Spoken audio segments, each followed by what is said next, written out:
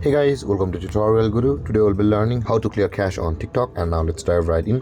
Now to clear cache on TikTok, first open up your settings on your phone, and after that you can scroll down to apps of your phone just above the location and tap on the app management, whereas on this interface at the top of the screen there is a search bar. Guys, tap on it and search for TikTok and open it.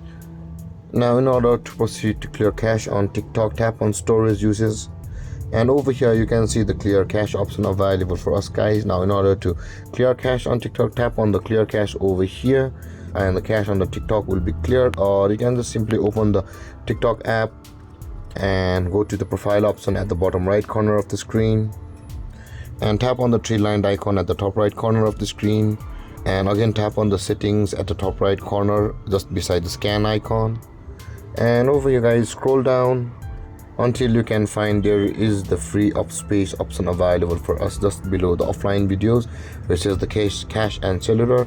Tap on free up space and you can see, guys, you can also clear your cache from over here, clear your downloads and manage your drafts from over here.